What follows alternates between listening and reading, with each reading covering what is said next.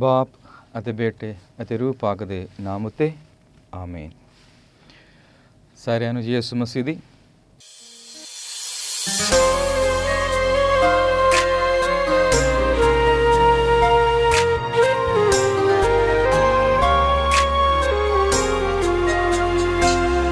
ऐ पाक खुदा तू कर दे दया, ऐ पाक खुदा तू कर दे दया, ऐ पाक खुदा तू कर दे दया, मैनू ऐना काबिल बना। ऐ पाक खुदा तू कर दे दया, मैनू ऐना काबिल बना।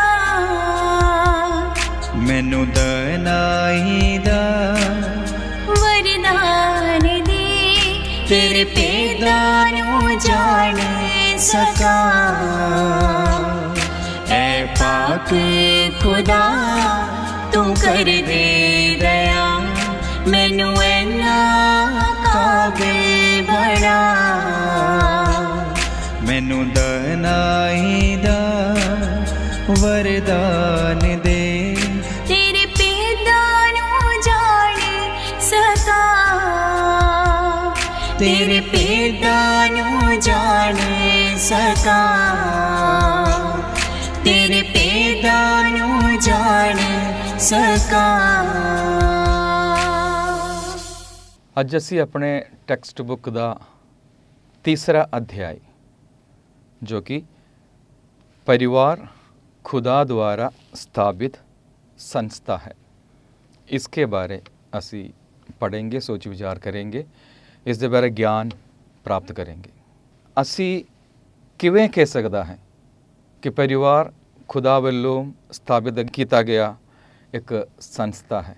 अगर असी देखोगे घर कौन बना सकता है या कौन बनाउंदा है,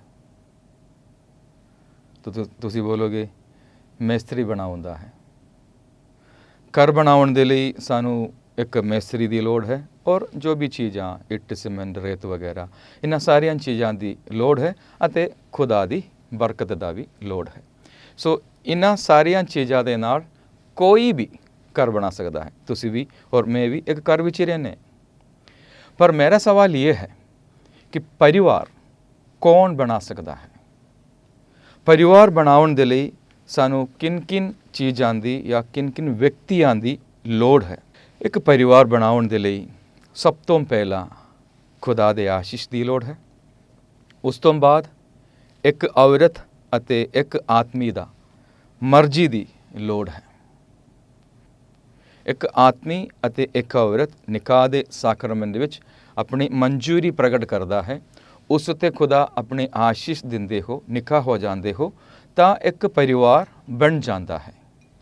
इसलिए असी ये कह सकता है कि परिवार खुदा ਵੱਲੋਂ बनाए गए एक संस्था है।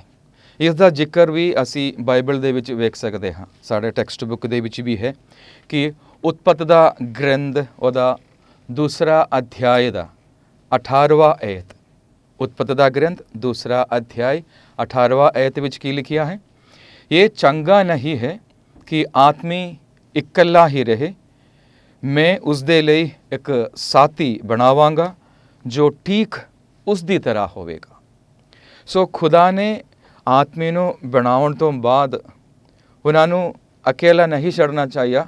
इसलिए खुदा कहा कि ये चंगा नहीं कि आदमी इकल्ला रहे, मैं उन्हां दे लिए एक साथी बनावांगा जो उन्हां दी तरह ही होवेगा। उसे तरह आदम तो माई हवा नूं बना के इन्हां दोवां नूं प्यार दे विच इकमिक करके परिवार स्थापित किया। खुदा ने इंसान नूं सानूं पता है कि अपने प्यार दे खातिर बनाया। खुदा सानूं प्यार करदा है, इसलिए खुदा सानूं बनाया। अते खुदा हर एक व्यक्ति नूं, मैनू अते तुहानूं भी पारिवारिक जीवन दे विच ਇਸ ਪਿਆਰ ਨੂੰ ਇੱਕ ਦੂਜੇ ਦੇ ਨਾਲ ਸਾਂਝਾ ਕਰਨ ਦੇ ਲਈ, ਇਸ ਪਿਆਰ ਨੂੰ ਇੱਕ ਦੂਜੇ ਤੋਂ ਮਹਿਸੂਸ ਕਰਨ ਦੇ ਲਈ ਬੁਲਾਉਂਦਾ ਹੈ। ਸੋ ਅਸੀਂ ਕਿਵੇਂ ਕਹਿ ਸਕਦਾ ਹੈ ਕਿ ਪਰਿਵਾਰ ਖੁਦਾ ਵੱਲੋਂ ਬਣਾਇਆ ਗਿਆ ਇੱਕ ਸੰਸਥਾ ਹੈ, ਕਿਉਂਕਿ ਖੁਦਾ ਨੇ ਇਨਸਾਨ ਨੂੰ ਆਪਣੇ ਪਿਆਰ ਦੇ ਖਾਤਰ ਬਣਾਇਆ ਅਤੇ ਹਰ ਇੱਕ ਵਿਅਕਤੀ ਨੂੰ ਪਰਿਵਾਰਿਕ ਜੀਵਨ ਦੇ ਰਾਹੀਂ ਇਸ ਪਿਆਰ ਨੂੰ ਮਹਿਸੂਸ ਕਰਨ ਦੇ ਲਈ ਅਤੇ ਇੱਕ ਦੂਜੇ ਦੇ ਨਾਲ ਸਾਂਝਾ ਕਰਨ ਦੇ ਲਈ ਬੁਲਾਇਆ ਗਿਆ ਹੈ। ਕਿਉਂਕਿ ਉਤਪਤੀ ਦਾ 2 ਅਧਿਆਇ ਦਾ 18ਵਾਂ ਆਇਤ ਵਿੱਚ ਖੁਦਾ ਕਹਿੰਦਾ ਹੈ ਕਿ ਇਨਸਾਨ ਇਕੱਲਾ ਨਾ ਰਹੇ, ਮੈਂ ਉਹਨਾਂ ਦੇ ਲਈ ਜਾਂ ਉਸ ਦੇ ਲਈ ਇੱਕ ਸਾਥੀ ਬਣਾਵਾਂਗਾ। ਸੋ ਇਸੇ ਤਰ੍ਹਾਂ ਅਸੀਂ ਕਹਿ ਸਕਦਾ ਹਾਂ ਕਿ ਪਰਿਵਾਰ ਖੁਦਾ ਵੱਲੋਂ ਬਣਾਏ ਗਏ ਇੱਕ ਸੰਸਥਾ ਹੈ। ਹੁਣ ਪਰਿਵਾਰ ਸਾਨੂੰ ਪਤਾ ਲੱਗਿਆ ਕਿ ਖੁਦਾ ਵੱਲੋਂ ਬਣਾਇਆ ਗਿਆ ਸੰਸਥਾ ਹੈ। ਸੋ ਹੁਣ ਦੇਖਣਾ ਹੈ ਕਿ ਅਸੀਂ ਪਰਿਵਾਰ ਅੰਜੀਲੀਕਰਨ ਦਾ ਇੱਕ ਮੰਚ ਹੈ। ਖੁਦਾ ਦਾ ਵਚਨ ਉੱਤੇ ਪ੍ਰਚਾਰ ਕਰਨਾ ਅਤੇ ਉਸ ਪ੍ਰਚਾਰ ਦੇ ਰਾਹੀਂ ਲੋਕਾਂ ਨੂੰ ਈਮਾਨ ਦੇ ਵਿੱਚ ਲੈ ਕੇ ਆਉਣਾ, ਪ੍ਰਭੂ ਯਿਸੂ ਵੱਲ ਲੈ ਕੇ ਆਉਣਾ। ਸੋ ਪਰਿਵਾਰ ਕਿਵੇਂ ਅੰਜੀਲੀਕਰਨ ਦਾ ਮੰਚ ਬਣ ਜਾਂਦਾ ਹੈ। ਪ੍ਰਚਾਰ ਕੌਣ ਕਰਦਾ ਹੈ? ਪ੍ਰਚਾਰ ਕੌਣ ਕਰਦਾ ਹੈ? ਤੁਸੀਂ ਬੋਲੋਗੇ ਤੁਸੀਂ ਕਰਦੇ ਹੋ, ਫਾਦਰ ਜੀ ਕਰਦੇ ਹਨ, ਸਿਸਟਰ ਲੋਕ ਕਰਦਾ ਹੈ, ਬਾਬੂ ਜੀ ਕਰਦੇ ਹਨ। ਕੀ ਤੁਸੀਂ ਆਪਣੇ ਪਰਿਵਾਰ ਦੇ ਵਿੱਚ ਪ੍ਰਚਾਰ ਕਰ ਸਕਦੇ ਹੋ? ਜਾਂ ਕੀ ਤੁਹਾਡੇ ਮੰਮੀ ਡੈਡੀ ਤੁਹਾਡੇ ਪਰਿਵਾਰ ਦੇ ਵਿੱਚ ਪ੍ਰਚਾਰ ਕਰ ਸਕਦੇ ਹੋ? ਹਰ ਇੱਕ ਵਿਅਕਤੀ ਪ੍ਰਚਾਰ ਕਰ ਸਕਦਾ ਹੈ। ਇਹ ਹੈ ਨਹੀਂ ਕਿ ਜਦੋਂ ਫਾਦਰ ਜੀ ਆਵੇ, ਬਾਬੂ ਜੀ ਆਵੇ ਜਾਂ ਸਿਸਟਰ ਜੀ ਆਵੇ ਸਾਡੇ ਪਰਿਵਾਰਾਂ ਵਿੱਚ, ਉਹੀ ਲੋਕ ਪ੍ਰਚਾਰ ਕਰੇ।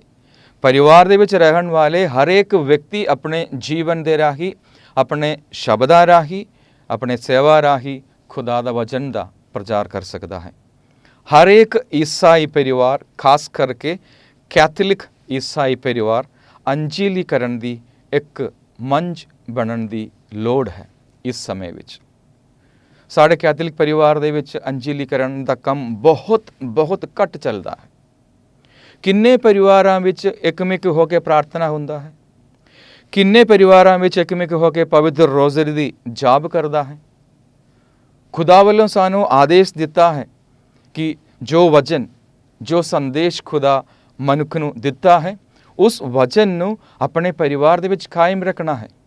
ਉਸ ਦਾ ਜ਼ਿਕਰ ਅਸੀਂ ਵੇਖ ਸਕਦੇ ਹਾਂ ਵਿਵਸਥਾ ਸਤਾਰ ਦੇ ਉਹਦਾ 6 ਅਧਿਆਇ ਦਾ 6 ਤੋਂ ਲੈ ਕੇ 9 ਐਤ ਵਿੱਚ। ਉਹਦੇ ਵਿੱਚ ਖੁਦਾ ਕਹਿੰਦਾ ਹੈ, ਪਹਿਲੀ ਗੱਲ, ਹਮੇਸ਼ਾ ਆਪਣੇ ਦਿਲ ਵਿੱਚ ਮੇਰੇ ਸ਼ਬਦ ਨੂੰ ਰੱਖੋ। ਤੁਸੀਂ ਰੱਖਦਾ ਹੈ? ਤੁਸੀਂ ਬੋਲੋਗੇ ਫਾਜੀ ਨਹੀਂ, ਪੜ੍ਹਾਈ ਦਾ ਬਹੁਤ ਫਿਕਰ ਹੈ, ਟਿਊਸ਼ਨ ਦਾ ਫਿਕਰ ਹੈ, ਔਰ ਅੱਜ ਕੱਲ੍ਹ ਕੀ ਹੈ, ਮੋਬਾਈਲ ਫੋਨ ਚਲਾਉਣ ਦਾ ਫਿਕਰ ਹੈ। ਖੁਦਾ ਦਾ ਵਚਨ ਆਪਣੇ ਮਨ ਦੇ ਵਿੱਚ, ਆਪਣੇ ਦਿਲ ਦੇ ਵਿੱਚ ਰੱਖਣਾ ਬਹੁਤ ਘੱਟ ਲੋਕ ਹੈ। ਸੋ ਖੁਦਾ ਦਾ ਪਹਿਲਾ ਆਦੇਸ਼ ਕੀ ਹੈ? ਹਮੇਸ਼ਾ ਆਪਣੇ ਦਿਲ ਵਿੱਚ ਰੱਖੋ। ਦੂਸਰੀ ਹੈ, ਬੱਚਿਆਂ ਦੇ ਸਾਹਮਣੇ ਇਹਨਾਂ ਨੂੰ ਉਚਾਰੋ। ਖੁਦਾ ਦਾ ਸ਼ਬਦ ਨੂੰ ਉਚਾਰੋ, ਖੁਦਾ ਦਾ ਵਚਨ ਨੂੰ ਉਚਾਰੋ। ਕਿਵੇਂ? ਪਵਿੱਤਰ ਬਾਈਬਲ ਪੜ੍ਹਦੇ ਹੋਏ। ਕੀ ਤੁਸੀਂ ਦੇਖਿਆ ਤੁਹਾਡੇ ਡੈਡੀ ਬੈਠ ਕੇ ਪਵਿੱਤਰ ਬਾਈਬਲ ਪੜ੍ਹਦੇ ਹੋਏ? 100 ਦੇ ਵਿੱਚੋਂ ਸ਼ਾਇਦ ਇੱਕ ਪਰਿਵਾਰ ਦੇ ਵਿੱਚ ਪੜ੍ਹਦੇ ਹੋਣਗੇ। ਬਾਕੀਆਂ ਪਰਿਵਾਰਾਂ ਕੈਥੋਲਿਕ ਪਰਿਵਾਰ ਤੋਂ ਹੈ, ਪਰ ਉਸ ਪਰਿਵਾਰ ਦੇ ਵਿੱਚ ਪਵਿੱਤਰ ਵਚਨ ਪੜ੍ਹਨਾ ਬਹੁਤ ਘੱਟ ਹੈ। ਨਾ ਮੰਮੀ ਪੜ੍ਹਦਾ ਹੈ, ਨਾ ਡੈਡੀ ਪੜ੍ਹਦਾ ਹੈ। ਫਿਰ ਕੌਣ ਪੜ੍ਹੇਗਾ? ਛੋਟੀ ਭੈਣ ਪੜ੍ਹੇਗੀ। ਮੈਂ ਨਹੀਂ ਪੜ੍ਹਨਾ, ਛੋਟੀ ਭੈਣ ਪੜ੍ਹੇਗੀ। ਤੀਸਰਾ ਹੈ, ਇਹਨਾਂ ਬਾਰੇ ਗੱਲਾਂ ਕਰੋ। ਵਚਨ ਦੇ ਬਾਰੇ ਗੱਲਾਂ ਕਰੋ, ਈਮਾਨ ਦੇ ਬਾਰੇ ਗੱਲਾਂ ਕਰੋ। ਬੱਚਿਆਂ ਦੇ ਸਾਹਮਣੇ ਅਸੀਂ ਕਿਹੜੀਆਂ ਗੱਲਾਂ ਕਰਦਾ ਹੈ। ਹੁਣ ਤੁਸੀਂ ਬੱਚੇ ਹੋ, ਜਦੋਂ ਤੁਸੀਂ ਸ਼ਾਦੀ ਕਰਕੇ ਪਰਿਵਾਰਿਕ ਜੀਵਨ ਸ਼ੁਰੂ ਕਰੋਗੇ, ਹੁਣ ਤੁਹਾਡਾ ਉਹ ਫਰਜ਼ ਹੈ। ਹੁਣ ਮੈਂ ਤੁਹਾਨੂੰ ਸਮਝਾ ਰਿਹਾ। ਹੁਣ ਜੋ ਮਾਂ-ਬਾਪ ਹੈ ਉਹਨਾਂ ਨੂੰ ਮੈਂ ਕਹਿ ਰਿਹਾ ਕਿ ਤੁਸੀਂ ਕਿਵੇਂ ਇਸ ਗੱਲ ਨੂੰ ਆਪਣੇ ਦਿਲ ਵਿੱਚ ਰੱਖਣਾ ਹੈ। ਪ੍ਰਭੂ ਦੇ ਸ਼ਬਦਾਂ ਦੇ ਬਾਰੇ ਗੱਲਾਂ ਕਰੋ। ਅੱਜ ਪਵਿੱਤਰ ਬਾਈਬਲ ਦੇ ਵਿੱਚ ਕੀ ਲਿਖਿਆ ਹੈ? ਸਾਨੂੰ ਪਤਾ ਹੈ ਆਪਣੇ ਡਾਇਸਿਸ ਵੱਲੋਂ ਪੰਜਾਬੀ ਭਾਸ਼ਾ ਵਿੱਚ ਔਰਦੋ ਦਿੱਤਾ ਗਿਆ ਹੈ। ਔਰਦੋ ਦਾ ਮਤਲਬ ਜੋ ਪਾਕਮਾਸੀ ਪਾਠ ਹੈ, ਖੁਦਾ ਦਾ ਵਚਨ ਦਾ ਪਾਠ ਪੜ੍ਹਦਾ ਹੈ। ਪਹਿਲਾ ਪਾਠ ਪਵਿੱਤਰ ਅੰਜੀਲ, ਐਤਵਾਰਾਂ ਵਿੱਚ ਪਹਿਲਾ ਪਾਠ, ਦੂਸਰਾ ਪਾਠ ਪਵਿੱਤਰ ਅੰਜੀਲ ਔਰ ਜ਼ਬੂਰ। ਤੁਸੀਂ ਬਸ ਉਨੀ ਕੀ ਪੜ੍ਹੋ ਆਪਣੇ ਪਰਿਵਾਰ ਦੇ ਵਿੱਚ, ਔਰ ਉਹਦੇ ਬਾਅਦ ਵਿਚਾਰ ਵਟਾਂਦਰਾ ਕਰੋ। ਉਹਦੇ ਬਾਰੇ ਤੁਸੀਂ ਇੱਕ ਦੂਜੇ ਨੂੰ ਪੁੱਛੋ ਕਿ ਤੁਹਾਨੂੰ ਕੀ ਸਮਝ ਲੱਗਾ। ਅਸੀਂ ਕੀ ਕਰਦਾ ਹੈ, ਹਮੇਸ਼ਾ ਫਾਦਰ ਜੀ ਨੂੰ ਪੁੱਛਣਾ, ਫਾਦਰ ਜੀ ਇਹਦਾ ਮਤਲਬ ਕੀ ਹੈ। ਅਸੀਂ ਆਪਣੇ ਆਪ ਨੂੰ ਸ਼ਾਂਤ ਕਰਾ ਕੇ ਖੁਦਾ ਦਾ ਵਚਨ ਨੂੰ ਸੁਣ ਕੇ ਆਪਣੇ ਅੰਦਰ ਲੈ ਕੇ ਖੁਦਾ ਨੂੰ ਪੁੱਛਣਾ ਹੈ, ਖੁਦਾਵੰਦ ਖੁਦਾ ਤੂੰ ਮੈਨੂੰ ਇਸ ਵਚਨ ਦੇ ਰਾਹੀਂ ਕੀ ਕਹਿਣਾ ਚਾਹੁੰਦਾ ਹੈ। ਸੋ ਵਿਵਸਥਾ ਸਾਰ 6 ਬਾਪ ਦਾ 6 ਤੋਂ ਲੈ ਕੇ 9 ਐਤ ਵਿੱਚ ਪ੍ਰਭੂ ਸਾਨੂੰ ਇਹਨਾਂ ਸਾਰੀਆਂ ਗੱਲਾਂ ਸਮਝਾਉਂਦੇ ਹੋਏ ਇਹ ਸਥਾਪਿਤ ਕਰਦਾ ਹੈ ਕਿ ਪਰਿਵਾਰ ਅੰਜੀਲੀਕਰਨ ਦਾ ਇੱਕ ਮੰਚ ਬਣਾਉਣਾ ਚਾਹੀਦਾ ਹੈ। ਆਗੇ ਅਸੀਂ ਦੇਖਾਂਗੇ ਪਰਿਵਾਰ ਵਿਸ਼ਵਾਸ ਦੀ ਪਾਠਸ਼ਾਲਾ। ਪਾਠਸ਼ਾਲਾ ਵਿੱਚ ਸਾਨੂੰ ਵਿਦਿਆ ਗਿਆਨ ਪ੍ਰਾਪਤ ਹੁੰਦਾ ਹੈ। ਸੋ ਪਰਿਵਾਰ ਕਿਵੇਂ ਵਿਸ਼ਵਾਸ ਦੀ ਪਾਠਸ਼ਾਲਾ ਬਣ ਸਕਦਾ ਹੈ? ਪਰਿਵਾਰ ਮਸੀਹੀ ਦੀ ਜ਼ਿੰਦਗੀ ਦਾ ਅਤੇ ਨੇਕ ਸੁਭਾਅ ਦੀ ਮੁੱਢਲੀ ਪਾਠਸ਼ਾਲਾ ਹੈ। ਜੋ ਚੰਗੇ ਗੁਣ ਹੁਣ ਤੁਹਾਡੇ ਵਿੱਚ ਹੈ, ਉਹ ਚੰਗੇ ਗੁਣ ਹੋਰ ਕਿਤੋਂ ਨਹੀਂ ਆਇਆ। ਉਹ ਗੁਣ ਤੁਹਾਡੇ ਦਿਲ ਦੇ ਅੰਦਰ ਖੁਦਾਵੰਦ ਖੁਦਾ ਬੀਜਿਆ ਤੇ ਸਾਡੇ ਮਾਂ-ਬਾਪ ਨੇ ਚੰਗੇ ਤਰੀਕੇ ਦੇ ਨਾਲ, ਉਹਨਾਂ ਦੇ ਚੰਗੇ ਉਦਾਹਰਣ ਦੇ ਨਾਲ ਉਹਨਾਂ ਨੂੰ ਪਾਲਾ ਪੋਸ਼ਾ, ਤਾਂ ਹੁਣ ਅਸੀਂ ਚੰਗੇ ਹੋ ਕੇ ਰਹਿੰਦੇ ਹੋ। ਸੋ ਪਰਿਵਾਰ ਸਾਡੇ ਵਿਸ਼ਵਾਸ ਦੀ ਅਤੇ ਨੇਕ ਸੁਭਾਅ ਬਣਾਉਣ ਦਾ ਸਭ ਤੋਂ ਮੁੱਢਲੀ ਪਾਠਸ਼ਾਲਾ ਹੈ। ਸੋ ਅਗਰ ਅਸੀਂ ਐਸੇ ਬੋਲੋਗੇ ਤਾਂ ਸਾਡੇ ਪਹਿਲਾ ਅਧਿਆਪਕ ਕੌਣ ਹੈ? ਸਾਡੇ ਮੰਮੀ ਡੈਡੀ। ਸਾਡੇ ਮੰਮੀ ਡੈਡੀ ਹੈ। ਸੋ ਜਦੋਂ ਤੁਸੀਂ ਵੀ ਵੱਡੇ ਹੋ ਕੇ ਤੁਹਾਡੇ ਵਿੱਚੋਂ ਕੋਈ ਪਰਿਵਾਰਿਕ ਜੀਵਨ ਗੁਜ਼ਾਰਨ ਵਾਲੇ ਹੋਣਗੇ, ਤਾਂ ਕੋਈ ਫਾਦਰ ਬਣ ਕੇ ਸੇਵਾ ਕਰਦੇ ਹੋਣਗੇ ਜਾਂ ਸਿਸਟਰ ਬਣ ਕੇ ਸੇਵਾ ਕਰਦੇ ਹੋਣਗੇ। ਸੋ ਜੋ ਪਰਿਵਾਰਿਕ ਜੀਵਨ ਗੁਜ਼ਾਰਨੇ ਵਾਲੇ ਉਹਨਾਂ ਮਾਂ-ਬਾਪ ਦਾ ਫਰਜ਼ ਬਣਦਾ ਹੈ ਕਿ ਆਪਣੇ ਬੱਚਿਆਂ ਨੂੰ ਆਪਣੇ ਵਿਸ਼ਵਾਸ ਪ੍ਰਦਾਨ ਕਰਨਾ, ਆਪਣੇ ਵਿਸ਼ਵਾਸ ਦੇ ਵਿੱਚ ਮਜ਼ਬੂਤ ਬਣਾਉਣ ਦੇ ਲਈ ਜੋ ਵੀ ਲੋੜੀਂਦੇ ਕੰਮ ਕਰਨਾ ਹੋਵੇ, ਸੇਵਾ ਕਰਨਾ ਹੋਵੇ, ਉਹ ਸੇਵਾ ਕਰਨਾ ਹੈ। ਕਿਉਂਕਿ the first teacher of a child for faith are parents। ਸਾਡੇ ਮਾਂ-ਬਾਪ ਹੈ, ਸਾਡੇ ਵਿਸ਼ਵਾਸ ਹੈ ਸਭ ਤੋਂ ਪਹਿਲਾ ਟੀਚਰਸ। ਮਾਂ-ਬਾਪ ਆਪਣੇ ਮਿਸਾਲ ਦੇ ਰਾਹੀਂ ਬੱਚਿਆਂ ਵਿੱਚ ਵਿਸ਼ਵਾਸ ਅਤੇ ਮਿਸ਼ਨਰੀ ਕਾਰਜ ਦਾ ਬੀਜ ਬੀਜਦਾ ਹੈ। ਕਿਵੇਂ? ਇਕੱਠੇ ਹੋ ਕੇ ਸਲੀਬ ਦਾ ਨਿਸ਼ਾਨ ਬਣਾਉਣਾ ਸਿਖਾਓ। ਇਹ ਕੰਮ ਤੁਸੀਂ ਬਾਬੂ ਜੀ ਨੂੰ ਨਾ ਦਿਓ। ਹਾਂ, ਪੁਰਾਣੇ ਜ਼ਮਾਨੇ ਵਿੱਚ ਕਿਸੇ ਨੂੰ ਕੋਈ ਪਤਾ ਨਹੀਂ ਸੀ, ਇਸ ਲਈ ਬਾਬੂ ਜੀ ਲੋਕ, ਫਾਦਰ ਲੋਕ, ਸਿਸਟਰ ਲੋਕ ਆ ਕੇ ਸਾਡੇ ਹੱਥ ਫੜ ਕੇ ਸਲੀਬ ਦਾ ਨਿਸ਼ਾਨ ਬਣਾਉਣਾ ਸਿਖਾਇਆ ਸੀ। ਹੁਣ ਅਸੀਂ ਹਰ ਇੱਕ ਮਾਂ-ਬਾਪ ਉਸ ਬਾਬੂ ਜੀ ਦੀ ਥਾਂ ਲੈਣਾ, ਫਾਦਰ ਜੀ ਦੀ ਥਾਂ ਲੈਣਾ, ਸਿਸਟਰਾਂ ਦੀ ਥਾਂ ਲੈਣਾ ਆਪਣੇ ਬੱਚਿਆਂ ਦੇ ਲਈ। ਆਪਣੇ ਬੱਚਿਆਂ ਨੂੰ ਇਹ ਸਿਖਾਓ ਕਿ ਸਲੀਬ ਦਾ ਨਿਸ਼ਾਨ ਕਿਸ ਤਰ੍ਹਾਂ ਕਰਦਾ ਹੈ, ਗੁੱਡਨੇ ਟੇਕਣਾ ਕਿਸ ਤਰ੍ਹਾਂ, ਗੁੱਡਨੇ ਟੇਕ ਕੇ ਪ੍ਰਾਰਥਨਾ ਕਰਨਾ ਕਿਸ ਤਰ੍ਹਾਂ। ਬਹੁਤ ਸਾਰਿਆਂ ਲੋਕ ਗਿਰਜਾਘਰਾਂ ਵਿੱਚ ਮੈਂ ਦੇਖਿਆ ਹੈ, ਬਹੁਤ ਸਾਰੇ ਲੋਕ, ਖਾਸ ਕਰਕੇ ਨੌਜਵਾਨ ਵੀ ਬੈਠੇ ਰਹਿੰਦੇ। ਅਸੀਂ ਹੱਥ ਜੋੜ ਕੇ ਆਪਣੇ ਗਿਰਜਾਘਰ ਦੇ ਵਿੱਚ ਰਹਿਣਾ। ਜਦੋਂ ਤੱਕ ਆਪਣੇ ਪਰਿਵਾਰ ਦੇ ਵਿੱਚ ਹੱਥ ਜੋੜ ਕੇ ਪ੍ਰਾਰਥਨਾ ਨਾ ਹੁੰਦਾ ਤਾਂ ਗਿਰਜਾਘਰਾਂ ਵਿੱਚ ਕਿਵੇਂ ਹੋ ਸਕਦਾ ਹੈ? ਸੋ ਮਾਂ-ਬਾਪ ਆਪਣੇ ਬੱਚਿਆਂ ਨੂੰ ਸਲੀਬ ਦਾ ਨਿਸ਼ਾਨ ਬਣਾਉਣਾ ਸਿਖਾਉਣਾ, ਗੁੱਡਨੇ ਟੇਕਣਾ ਸਿਖਾਉਣਾ, ਸਲੀਬ ਨੂੰ ਛੂਹ ਕੇ ਚੁੰਮਣਾ ਸਿਖਾਉਣਾ ਅਤੇ ਪਾਕ ਸਾਕਰਾਮੈਂਟ ਦੇ ਅੱਗੇ, ਪਵਿੱਤਰ ਬਾਈਬਲ ਦੇ ਅੱਗੇ, ਪ੍ਰਭੂ ਯਿਸੂ ਦੇ ਪਵਿੱਤਰ ਸਟੈਚੂਆਂ ਦੇ ਅੱਗੇ ਸਜਦਾ ਕਰਨਾ ਸਿਖਾਉਣਾ। ਮਾਂ-ਬਾਪ ਜਦੋਂ ਕਰੋਗੇ, ਹਰ ਇੱਕ ਪਰਿਵਾਰ ਵਿਸ਼ਵਾਸ ਦੀ ਪਾਠਸ਼ਾਲਾ ਬਣ ਸਕਦਾ ਹੈ। ਇਹਦੇ ਨਾਲ ਨਾਲ ਜਿਵੇਂ ਬੱਚੇ ਵੱਡੇ ਹੋ ਜਾਂਦਾ ਹੈ, ਉਹਨਾਂ ਨੂੰ ਤਾਲੀਮ ਸਿਖਾਉਣ ਦੇ ਲਈ ਤਿਆਰੀ ਕਰਨਾ। ਹਰ ਇੱਕ ਪੈਰਿਸ਼ ਦੇ ਵਿੱਚ ਤਾਲੀਮ ਦੇ ਕਲਾਸ ਲੱਗਦਾ ਹੈ, ਕੈਟੇਕਿਜ਼ਮ ਕਲਾਸ ਐਤਵਾਰ ਦੇ ਦਿਨ। ਕਿੰਨੇ ਬੱਚੇ ਦਿਲਚਸਪੀ ਦੇ ਨਾਲ ਇਸ ਤਾਲੀਮ ਦੇ ਕਲਾਸ ਵਿੱਚ ਭਾਗ ਲੈਂਦੇ ਹੋ? ਕਿੰਨੇ ਮਾਂ-ਬਾਪ ਦਿਲਚਸਪੀ ਦੇ ਨਾਲ ਇਹ ਖੋਜਦੇ ਹੋ ਕਿ ਮੇਰੇ ਬੱਚਾ ਅੱਜ ਤਾਲੀਮ ਦੇ ਕਲਾਸ ਵਿੱਚ ਬੈਠਾ ਹੈ ਕਿ ਨਹੀਂ?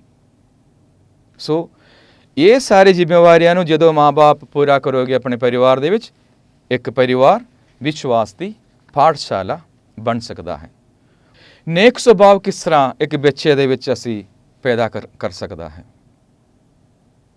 ਜਦੋਂ ਪਤੀ ਅਤੇ ਪਤਨੀ ਆਪਣੇ ਆਪ ਨੂੰ ਭੁੱਲ ਕੇ ਇੱਕ ਦੂਜੇ ਦੀ ਸੇਵਾ ਕਰਦਾ ਹੈ, ਇਹ ਆਪਣੇ ਬੱਚਿਆਂ ਦੇ ਸਾਹਮਣੇ ਇਹ ਸੈਲਫਲੈਸ ਲਵ, ਆਪ ਨੂੰ ਭੁੱਲ ਕੇ ਪਿਆਰ ਕਰਨਾ ਸਿਖਾਉਂਦੇ ਹਨ।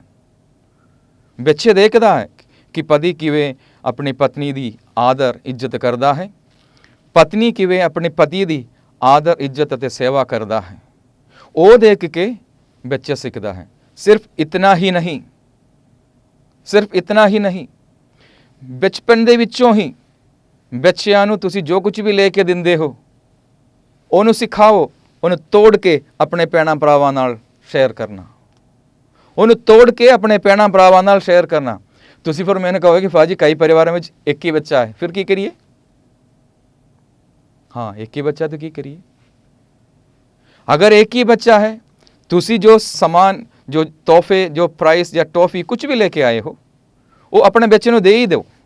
ਉਹਦੇ ਬਾਅਦ ਆਪਣੇ ਬੱਚੇ ਨੂੰ ਕਹੋ ਬੇਟਾ ਹੁਣ ਤੋੜ ਕੇ ਮੰਮੀ ਨੂੰ ਦੇ, ਡੈਡੀ ਨੂੰ ਦੇ। ਸੋ ਜੋ ਉਹਨਾਂ ਨੂੰ ਮਿਲਦਾ ਹੈ ਉਹ ਆਪਣੇ ਆਪ ਨੂੰ ਭੁੱਲ ਕੇ ਦੂਜਿਆਂ ਦੇ ਨਾਲ ਸ਼ੇਅਰ ਕਰਨ ਦੇ ਲਈ ਬਚਪਨ ਤੋਂ ਸਿਖਾਉਣਾ, ਨੇਕ ਸੁਭਾਅ ਪਹਿਲਾ। ਦੂਸਰਾ ਕੀ ਹੈ? ਐਕਸੈਪਟਿੰਗ ਦੀ ਅਦਰ, ਇੱਕ ਦੂਜੇ ਦੀ ਹੋਂਦ ਨੂੰ ਸਵੀਕਾਰ ਕਰਨਾ। ਇੱਕ ਦੂਜੇ ਦੀ ਹੋਂਦ ਨੂੰ ਕਿਵੇਂ ਸਵੀਕਾਰ ਕਰ ਸਕਦਾ ਹੈ? ਕਈ ਪਰਿਵਾਰ ਦੇ ਵਿੱਚ ਪਤੀ ਕੰਮ ਤੋਂ ਸ਼ਾਮ ਨੂੰ ਆ ਜਾਂਦਾ ਹੈ, ਆਉਂਦਿਆਂ ਹੀ ਪਾਣੀ ਪਿਲਾਓ, ਨਹੀਂ ਪਾਣੀ ਪਿਲਾਇਆ, ਸਿੱਧੇ ਜਾ ਕੇ ਟੀਵੀ ਦੇ ਸਾਹਮਣੇ ਬੈਠ ਜਾਂਦਾ ਹੈ। ਅੱਜ ਕੱਲ੍ਹ ਹੁਣ ਟੀਵੀ ਨਹੀਂ ਹੈਗਾ, ਆਪਣੇ ਕੋਲ ਹੀ ਟੀਵੀ ਲੈ ਕੇ ਤੁਰਦੇ ਫਿਰਦੇ। ਸੋ ਕੀ ਕਰਦਾ? ਸਿੱਧੇ ਸੋਫੇ ਤੇ ਜਾ ਕੇ ਬੈਠ ਕੇ WhatsApp ਖੋਲ੍ਹ ਕੇ ਮੈਸੇजेस ਕਰਦੇ ਰਹਿੰਦੇ ਜਾਂ ਕੋਈ ਖੇਡ ਖੇਡਦੇ ਰਹਿੰਦੇ। ਇਹ ਭੁੱਲ ਕੇ ਕਿ ਮੇਰੀ ਪਤਨੀ ਦਿਨ ਭਰ ਮੇਰੀ ਇੰਤਜ਼ਾਰ ਕਰਦੀ ਰਹਿੰਦੀ ਸੀ।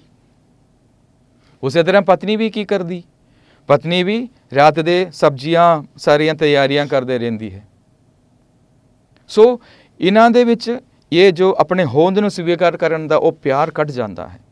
ਬੱਚੇ ਵੀ ਇਹ ਦੇਖਦਾ ਹੈ। ਔਰ ਕਈ ਪਰਿਵਾਰਾਂ ਵਿੱਚ ਮੈਂ ਦੇਖਿਆ ਹੈ ਕਿ ਮਾਂ-ਬਾਪ ਆਪਣੇ ਬੱਚਿਆਂ ਨੂੰ ਚੁੱਪ ਕਰਾਉਣ ਦੇ ਲਈ ਸਭ ਤੋਂ ਪਹਿਲਾਂ ਕੀ ਲੈ ਕੇ ਦਿੰਦੇ ਹੈ? ਚਲੋ ਜੀ ਤੂੰ ਮੋਬਾਈਲ ਫੋਨ ਲੈ ਲੈ, ਗੇਮ ਖੇਡਦੇ। ਤਾਂ ਬੱਚੇ ਵੀ ਆਪਣੇ ਹੀ ਦੁਨੀਆ ਵਿੱਚ ਰਹਿ ਜਾਂਦਾ ਹੈ। ਬੱਚਾ ਭੁੱਲ ਜਾਂਦਾ ਹੈ ਕਿ ਮੇਰੇ ਇਸ ਛੋਟੀ ਦੁਨੀਆ ਤੋਂ ਬਾਹਰ ਮੇਰੇ ਮੰਮੀ ਡੈਡੀ ਵੀ ਹੈ। ਇਹ ਮੰਮੀ ਡੈਡੀ ਦੀ ਦੁਨੀਆ ਤੋਂ ਬਾਹਰ ਮੇਰੇ ਰਿਸ਼ਤੇਦਾਰਾਂ ਦੀ ਦੁਨੀਆ ਹੈ। ਇਹਨਾਂ ਰਿਸ਼ਤੇਦਾਰਾਂ ਦੀ ਦੁਨੀਆ ਤੋਂ ਬਾਹਰ ਮੇਰੇ ਦੋਸਤਾਂ ਦੀ ਦੁਨੀਆ ਹੈ। ਇਹਨਾਂ ਦੋਸਤਾਂ ਦੀ ਦੁਨੀਆ ਤੋਂ ਬਾਹਰ ਬਹੁਤ ਸਾਰੇ ਲੋਕਾਂ ਦੀ, ਲੋੜਵੰਦਾਂ ਦੀ ਦੁਨੀਆ ਹੈ।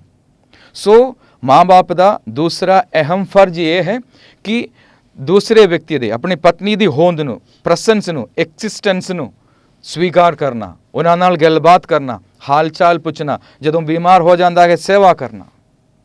ਇਹ ਬੱਚਿਆਂ ਨੂੰ ਵੀ ਸਿਖਾਉਣਾ ਹੈ। ਬੱਚਿਆਂ ਨੂੰ ਵੀ ਸਿਖਾਉਣਾ।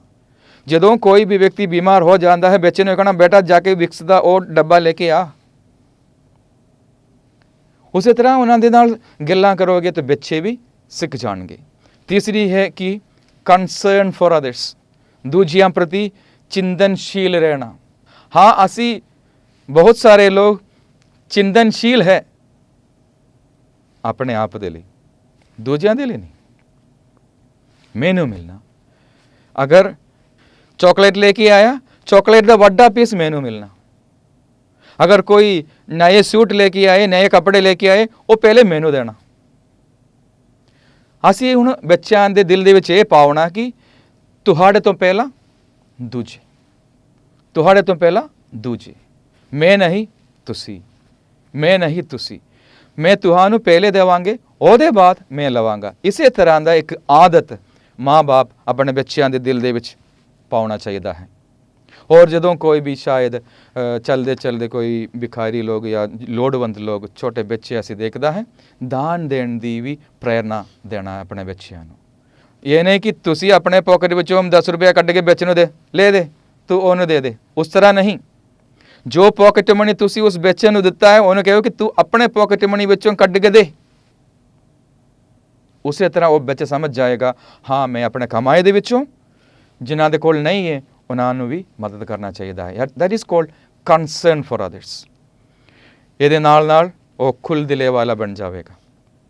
ਸੋ ਉਸੇ ਤਰ੍ਹਾਂ ਅਸੀਂ ਬੱਚਿਆਂ ਨੂੰ ਸਿਖਾ ਕੇ ਸਾਡੇ ਪਰਿਵਾਰ ਦੇ ਵਿੱਚ ਨੇਕ ਸੁਭਾਅ ਵਾਲਾ ਬੱਚਾ ਬਣਾ ਸਕਦਾ ਹੈ। ਇਹਦੇ ਨਾਲ ਚੰਗੇ ਸੋਚ ਰੱਖਣ ਵਾਲਾ ਬਣਾਉਣਾ, ਪੋਜ਼ਿਟਿਵ ਥਾਟਸ, ਹਮੇਸ਼ਾ ਪੋਜ਼ਿਟਿਵ ਥਾਟਸ, ਹਮੇਸ਼ਾ ਹਰ ਮੁਸ਼ਕਿਲ ਵਿੱਚ ਵੀ ਪੋਜ਼ਿਟਿਵ ਥਾਟਸ ਰੱਖਣ ਦੀ ਸਿਖਾਉਣਾ।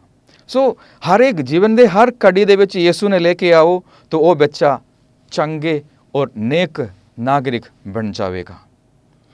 ਔਰ ਅਸੀਂ ਇਹ ਵੀ ਦੇਖਣਾ ਕਿ ਵਿਤਕਰਾ ਰਹਿਤ ਰਹਿਣਾ, ਡਿਸਕ੍ਰਿਮੀਨੇਸ਼ਨ ਨਹੀਂ ਕਰਨਾ ਕਿਸੇ ਦੇ ਨਾਲ ਵੀ।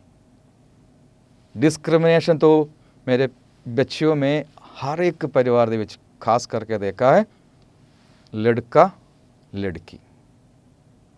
ਲੜਕੇ ਦੇ ਲਈ ਉਹ ਕਹੇ ਦਿਲ ਖੋਲ ਕੇ ਸਭ ਕੁਝ ਲੈ ਕੇ ਆਵੇਗਾ, ਲੜਕੀ ਦੇ ਲਈ ਦਿਲ ਤੋਂ ਛੋੜੋ, ਹੱਥ ਨਹੀਂ ਖੁੱਲਦਾ, ਹੱਥ ਨਹੀਂ ਖੁੱਲਦਾ। ਕੋਈ ਵੀ ਵਿਤਕਰਾ ਨਹੀਂ ਕਰਨਾ। ਲੜਕਾ ਹੋਵੇ ਲੜਕੀ ਹੋਵੇ, ਦੋਨੋਂ ਖੁਦਾ ਦਾ ਬੱਚਾ ਹੈ, ਦੋਨੋਂ ਬਰਾਬਰ ਹੈ। ਧਰਮ ਦੇ ਉੱਤੇ, ਰੰਗ ਦੇ ਉੱਤੇ, ਜਾਤ ਪਾਤ ਉੱਤੇ ਕੋਈ ਵੀ ਵਿਤਕਰਾ ਰੱਖਣਾ ਨਹੀਂ ਚਾਹੀਦਾ ਹੈ। ਇਹਨਾਂ ਗੱਲਾਂ ਦੇ ਬਾਰੇ ਅਸੀਂ ਗੱਲਾਂ ਨਹੀਂ ਕਰਨਾ ਚਾਹੀਦੇ ਪਰਿਵਾਰ ਦੇ ਵਿੱਚ।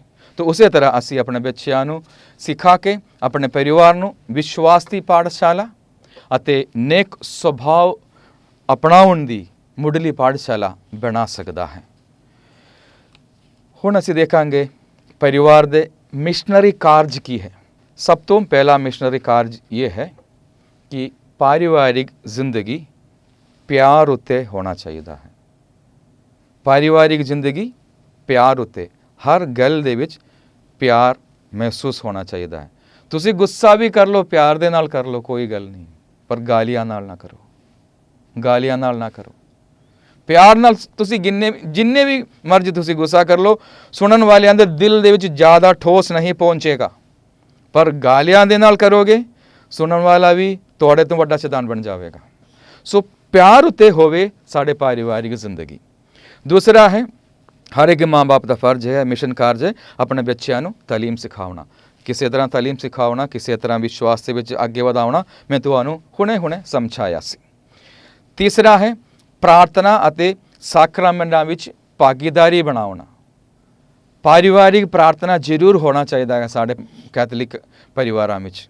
ਉਸੇ ਤਰ੍ਹਾਂ ਹੋ ਸਕੇ ਸਾਡੇ ਗਿਰਜਾਘਰ ਨੇੜੇ ਹੈ, ਸਕੂਲ ਜਾਣ ਤੋਂ ਪਹਿਲਾਂ, ਕੰਮ ਜਾਣ ਤੋਂ ਪਹਿਲਾਂ ਜ਼ਰੂਰ ਪਾਕਮਾਸੀ ਕੁਰਬਾਨੀ ਵਿੱਚ ਹਿੱਸਾ ਲੈਣ ਦੀ ਕੋਸ਼ਿਸ਼ ਕਰਨਾ। ਸ਼ਾਇਦ ਇੱਕ ਕੰਧ ਦੀ ਫਰਕ ਹੋਵੇਗਾ ਗਿਰਜਾਘਰ ਅਤੇ ਸਾਡੇ ਘਰ ਦਾ। ਜਦੋਂ ਗਿਰਜਾਘਰ ਦੇ ਵਿੱਚ ਸਿਸਟਰ ਲੋਕ ਪਾਕਮਾਸੀ ਕੁਰਬਾਨੀ ਦੇ ਲਈ ਘੰਟੀ ਵਜਾਉਂਦਾ ਹੈ, ਅਸੀਂ ਆਪਣੇ ਘਰ ਵਿੱਚ ਪਲਟ ਕੇ ਸੋ ਜਾਂਦਾ ਹੈ। ਅਸੀਂ ਇਸ ਨੂੰ ਬਦਲਣਾ ਚਾਹੀਦਾ ਹੈ। ਪੁਰਾਣੀ ਜ਼ਿੰਦਗੀ ਨੂੰ ਬਦਲ ਕੇ ਨਵੀਂ ਜ਼ਿੰਦਗੀ ਦੇ ਵਿੱਚ ਆ ਕੇ ਹਰ ਰੋਜ਼ ਪਾਕਮਾਸੀ ਕੁਰਬਾਨੀ ਵਿੱਚ ਭਾਗ ਲੈਣ ਵਾਲਾ ਬਣਨਾ ਚਾਹੀਦਾ ਹੈ। ਉਸੇ ਤਰ੍ਹਾਂ ਹਰ ਇੱਕ ਸਾਕਰਮੈਂਟ ਦੇ ਵਿੱਚ ਜਿੰਨੇ ਉਹਨਾਂ ਦੇ ਉਮਰ ਦੇ ਮੁਤਾਬਿਕ ਹਰ ਇੱਕ ਸਾਕਰਮੈਂਟ ਦਿਲਾਉਣਾ ਚਾਹੀਦਾ ਹੈ।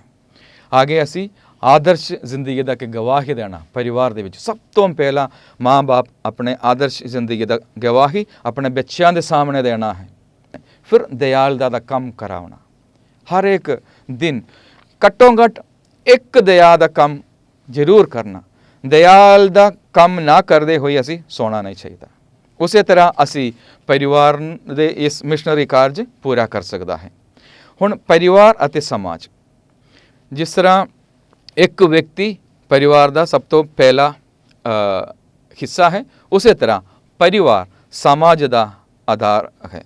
ਇਸ ਲਈ ਮਸੀਹੀ ਪਰਿਵਾਰ ਉੱਤੇ ਸਮਾਜ ਨੂੰ ਚੰਗੇ ਤਰੀਕੇ ਨਾਲ ਉਸਾਰਨ ਦੀ ਜ਼ਿੰਮੇਵਾਰੀ ਹੈ। ਸਾਡੇ ਪਰਿਵਾਰ ਨੂੰ ਜ਼ਿੰਮੇਵਾਰੀ ਹੈ ਕਿ ਅਸੀਂ ਆਪਣੇ ਪਰਿਵਾਰ ਨੂੰ ਚੰਗਾ ਬਣਾ ਕੇ ਆਂਢ ਗੁਆਂਢੀਆਂ ਦੇ ਪਰਿਵਾਰ ਨੂੰ ਚੰਗਾ ਬਣਾਉਣ ਦੇ ਮਦਦ ਕਰਾਉਂਦੇ ਹੋਏ ਸਾਡੇ ਉਸ ਮੁਹੱਲੇ ਨੂੰ ਚੰਗਾ ਬਣਾਉਣਾ। ਹੁਣ ਉਹ ਮੁਹੱਲੇ ਵਾਲੇ ਦੂਜੇ ਮੁਹੱਲੇ ਵਾਲਿਆਂ ਨੂੰ ਚੰਗਾ ਪਰਿਵਾਰ ਬਣਾਉਣ ਦੇ ਲਈ ਮਦਦ ਕਰਨਾ। ਅਤੇ ਉਸੇ ਤਰ੍ਹਾਂ ਉਹ ਪੰਚਾਇਤ ਫਿਰ ਉਸੇ ਤਰ੍ਹਾਂ ਅੱਗੇ ਵਧ ਕੇ ਪੂਰੇ ਦੁਨੀਆ ਨੂੰ ਜਾਂ ਸਮਾਜ ਨੂੰ ਚੰਗੇ ਬਣਾਉਣ ਦੇ ਲਈ ਅਸੀਂ ਮਦਦ ਕਰਨਾ ਚਾਹੀਦਾ ਹੈ। ਇਸ ਦੇ ਲਈ ਅਸੀਂ ਕੀ ਕਰਨਾ? ਆਪਣੀ ਪਿਆਰ ਭਰੀ ਜ਼ਿੰਦਗੀ ਰਾਹੀਂ ਜੋ ਕੁਝ ਵੀ ਗੁਣ ਸਾਡੇ ਅੰਦਰ ਖੁਦਾ ਨੇ ਪਾਇਆ ਹੈ, ਉਹ ਅਸੀਂ ਆਪਣੇ ਪਰਿਵਾਰ ਦੇ ਵਿੱਚ ਸਭ ਤੋਂ ਪਹਿਲਾਂ ਪ੍ਰੈਕਟਿਸ ਕਰਨਾ, ਉਹਦੇ ਬਾਅਦ ਸਮਾਜ ਵਿੱਚ ਪ੍ਰੈਕਟਿਸ ਕਰਨਾ। ਕਿਉਂਕਿ good qualities that we sow in faith, that will a good society। ਆਪਣੇ ਵਿਸ਼ਵਾਸ ਦੇ ਨਾਲ ਜੋ ਵੀ ਚੰਗੇ ਗੁਣ ਅਸੀਂ ਪਰਿਵਾਰ ਦੇ ਵਿੱਚੋਂ ਸਿੱਖਿਆ ਹੈ, ਜੋ ਅਸੀਂ ਉਹਨਾਂ ਨੂੰ ਲਾਗੂ ਕਰੋਗੇ, ਉਹ ਚੰਗੇ ਸਮਾਜ ਨੂੰ ਬਣਾਵੇਗਾ। ਦੂਸਰੀ ਗੱਲ ਹੈ ਆਪਣੇ ਕੰਮਾਂ ਦੇ ਰਾਹੀਂ।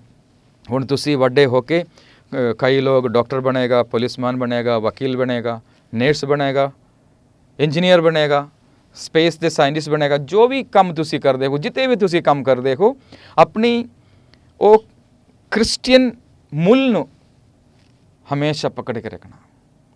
ਜਦੋਂ ਤੁਸੀਂ ਗੁੱਡ ਮਾਰਨਿੰਗ ਸਰ ਬੋਲੋਗੇ, ਉਹਦੇ ਵਿੱਚ ਯਿਸੂ ਦਾ ਉਹ ਪਿਆਰ ਹੋਣਾ ਚਾਹੀਦਾ ਹੈ। ਜਦੋਂ ਤੁਸੀਂ ਗੁੱਡ ਮਾਰਨਿੰਗ ਬੋਲੋਗੇ, ਯਿਸੂ ਦੇ ਪਿਆਰ ਦੇ ਵਿੱਚ ਬੋਲੋ, ਤਾਂ ਕਿ ਅਸੀਂ ਇਸ ਯਿਸੂ ਦੇ ਵਚਨ ਦੇ ਨਾਲ ਯਿਸੂ ਦੇ ਪਿਆਰ ਦੇ ਨਾਲ ਸਾਹਮਣੇ ਗੁੱਡ ਮਾਰਨਿੰਗ ਦੇਣੇ ਵਾਲੇ ਵਿਅਕਤੀ ਨੂੰ ਵੀ ਅੰਜੀਲਕਰਨ ਕਰ ਸਕਦਾ ਹੈ, ਬਦਲ ਸਕਦਾ ਹੈ, ਚੰਗੇ ਇਨਸਾਨ ਬਣਾ ਸਕਦਾ ਹੈ। ਫਿਰ ਅਸੀਂ ਆਪਣੇ ਸਮਾਜਿਕ ਮਸੂਲੀਅਤ ਦੇ ਰਾਹੀਂ ਆਪਣੇ ਇਨਵੋਲਵਮੈਂਟ ਦੇ ਵਿੱਚ ਜੋ ਵੀ ਸੋਸ਼ਲ ਈਵਲ ਹੈ, ਜੋ ਵੀ ਸੋਸ਼ਲ ਪ੍ਰੋਬਲਮਸ ਹੈ, ਉਹਨਾਂ ਪ੍ਰੋਬਲਮ ਵਿੱਚ ਵੀ ਅਸੀਂ ਵੀ ਸਹਿਯੋਗ ਦੇ ਕੇ ਲੋੜਵੰਦਾਂ ਦਾ ਮਦਦ ਕਰਨਾ ਚਾਹੀਦਾ ਹੈ। ਕੈਥੋਲਿਕ ਪਰਿਵਾਰ ਕਦੀ ਵੀ ਤੰਗ ਸੋਚ ਰੱਖਣ ਵਾਲਾ ਨਹੀਂ ਹੋਣਾ ਚਾਹੀਦਾ, ਸਵਾਰਥੀ ਨਹੀਂ ਹੋਣਾ ਚਾਹੀਦਾ। ਜੋ ਕੁਝ ਵੀ ਖੁਦਾ ਨੇ ਸਾਨੂੰ ਦਿੱਤਾ ਹੈ ਉਹ ਸਾਰਿਆਂ ਦੇ ਭਲਾਈ ਦੇ ਲਈ ਸਤ ਉਪਯੋਗ ਕਰਨ ਦੇ ਲਈ ਅਸੀਂ ਕੋਸ਼ਿਸ਼ ਕਰੋਗੇ ਤਾਂ ਅਸੀਂ ਆਪਣੇ ਸਮਾਜ ਨੂੰ ਚੰਗੇ ਸਮਾਜ ਬਣਾ ਸਕਦਾ ਹੈ। ਇਹ ਸਾਰੀਆਂ ਗੱਲਾਂ ਟੈਕਸਟ ਬੁੱਕ ਦੇ 3 ਅਧਿਆਏ ਦੇ ਵਿੱਚ ਹੈ। ਔਰ ਜੋ ਵੀ ਸਵਾਲ ਹੈ ਉਹ ਸਵਾਲ ਤੁਸੀਂ ਹੁਣ ਕੀ ਕਰਨਾ ਹੈ, ਮੇਰੇ ਕਲਾਸ ਨੂੰ ਸੁਣਨ ਦੇ ਬਾਅਦ ਇਹਨਾਂ ਸਵਾਲਾਂ ਦੇ ਜਵਾਬ ਪਹਿਲੇ ਤੁਸੀਂ ਆਪਣੇ ਅੰਦਰੋਂ ਢੂੰਢੋ, ਉਹਦੇ ਬਾਅਦ ਟੈਕਸਟ ਬੁੱਕ ਦੇ ਵਿੱਚੋਂ ਢੂੰਢੋ। ਖੁਦਾ ਤੁਹਾਨੂੰ ਬਰਕਤ ਦੇਵੇ ਸਾਰਿਆਂ ਨੂੰ।